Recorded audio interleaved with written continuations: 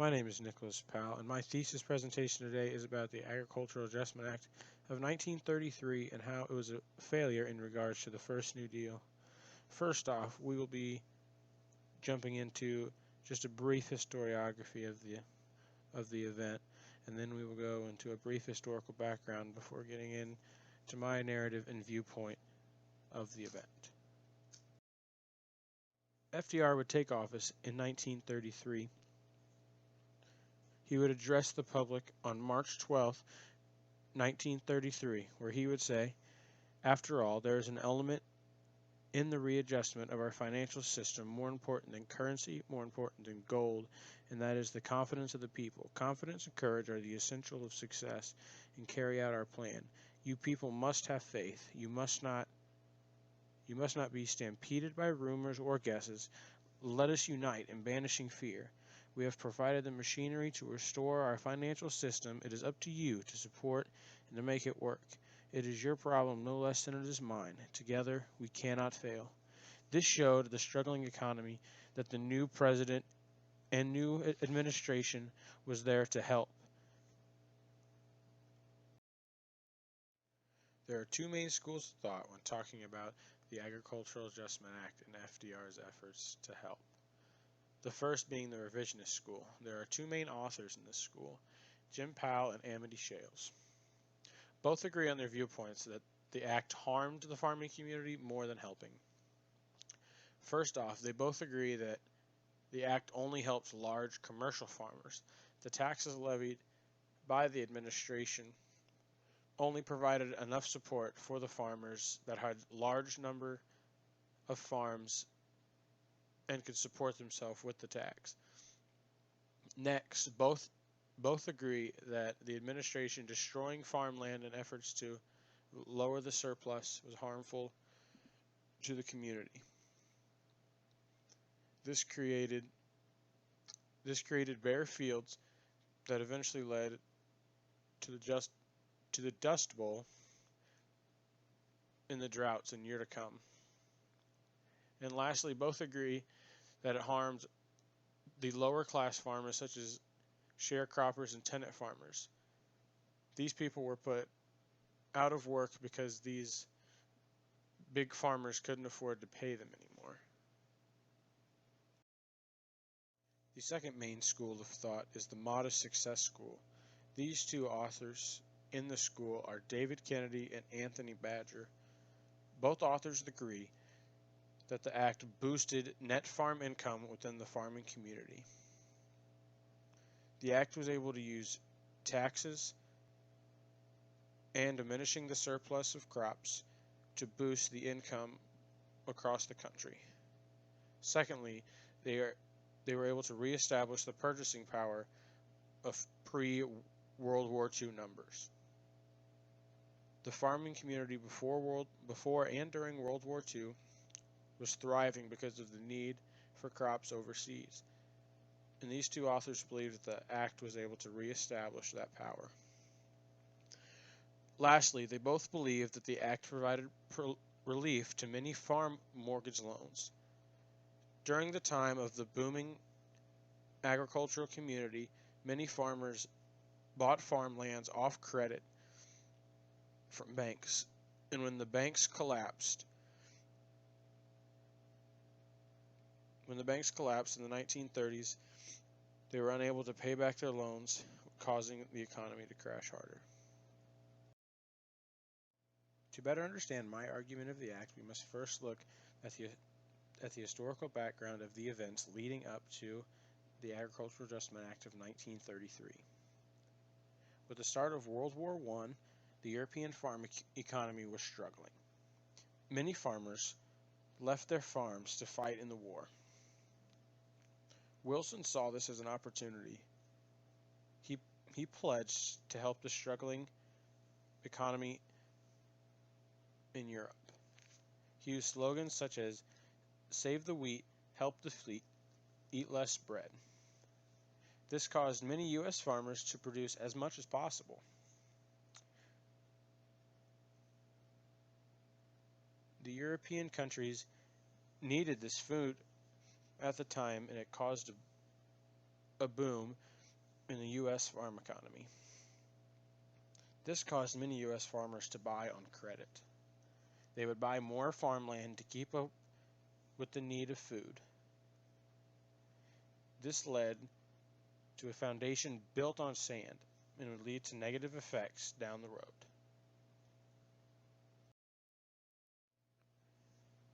After the war, many European countries began to rebound. Their farm economies would begin to heal. U.S. farmers were left with a massive surplus that lowered the price of all agricultural goods. This led to many farmers losing profit in their farms. As a result, the farmland that was bought off credit during the booming economy was then left unpaid, leading to the collapse of banks and many foreclosures. The Great Depression pushed the United States economy lower than it had ever been before. The United States population was looking for a change. They elected Franklin Roosevelt as president in 1932. He took office in 1933 and pledged to provide immediate relief to all Americans. He created the New Deal. The first New Deal was the first 100 days of his term, and some of the key programs that he created were the Civilian Conservation Corps, which was a work relief program to reserve national parks that provided jobs to unemployed Americans. The Civil Work Administration created manual labor jobs for Americans who were unemployed to help boost the economy. The Federal Emergency Relief Administration was the group of people that created these acts and programs to help the economy. Lastly, the Tennessee Valley Authority was created to solve the issues of flooding and electricity to homes in the Tennessee Valley. They would build dams to help solve this issue in the valley. One of the largest and most heavily debated acts of the first New Deal was the Agricultural Adjustment Act of 1933. The act was signed into law on May 12, 1933. The Secretary of Agriculture, Henry Wallace, was assigned to overlook the act and its functions. There were two main goals of the acts. Firstly, to restore the agricultural purchasing power to pre-war levels, and secondly, to ease the farm mortgage debt that was established during World War I when many farmers bought land based on credit. The act would be declared unconstitutional in 1936 with the Supreme Court case United States versus Butler. The act would be followed by the Agricultural Adjustment Act of 1933 that still has effects in today's economy. Historiography and historical background do not provide enough in-depth detail to form an educated opinion on this topic. So a personal narrative of the overall plans, results, and the new Act of 1938 are required to do so. After instituting the bank holiday legislature, the American farmers were deemed next by the Roosevelt administration. Roosevelt sent a letter to Congress on March 16, 1933. This letter was the first draft of the act. This draft deemed returning purchasing power back to pre-war levels and helping farm mortgages escape from the downfall from the surplus of food, the most important. After several more drafts, the act was passed into law on May 12, 1933. The two key points from the original draft were still in the were still in the Act, along with others.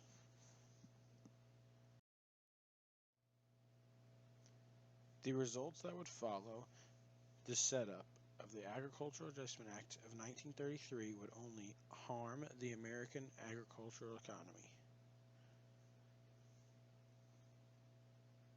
The first attempt to restore the purchasing power back to pre-war levels was the government set prices to buy crops from the American farmers and tried to sell them back to American citizens.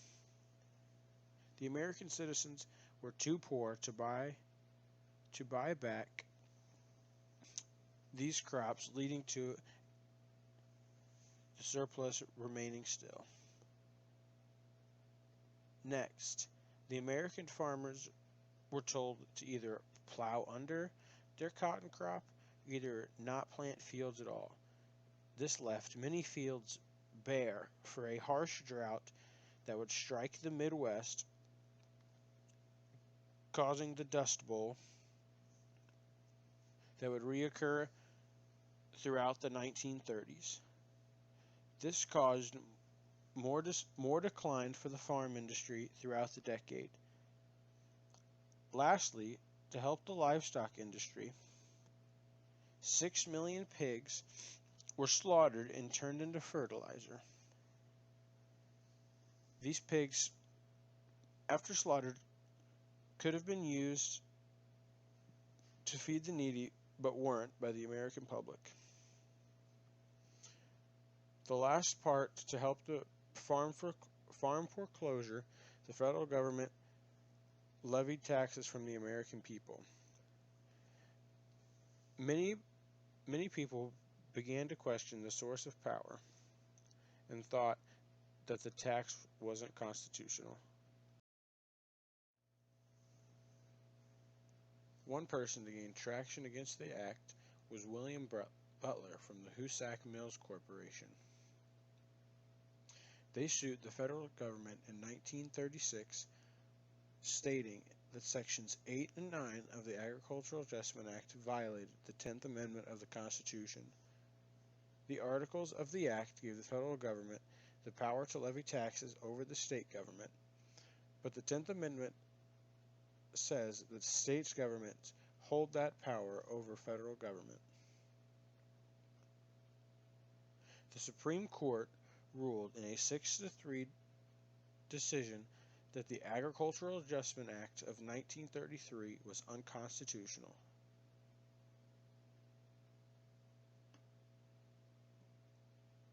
And in the majority opinion, the lead judge would also agree and cite the 10th Amendment of the Constitution.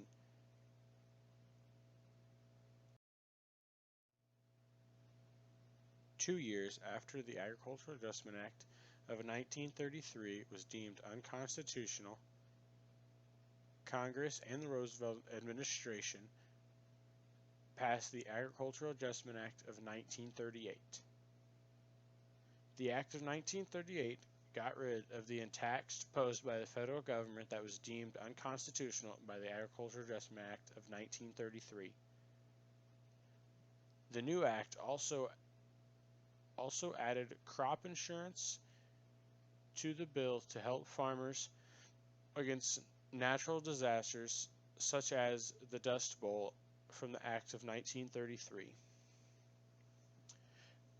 The new act also added the Soil Conservation Act and the Domestic Allotment Act, which is a United States federal law that allowed the government to pay farmers to reduce production so as to conserve the soil and prevent erosion. This act would gain traction and help the American economy, partly to the growing threat of World War II.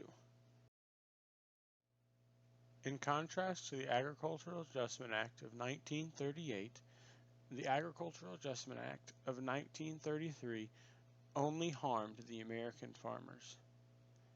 A tax spike created by the bill led to more poverty for Americans. They were unable to purchase the surplus crops from the government. Many farmers were also forced to plow under or not plant fields, leading to the Dust Bowl of the 1930s.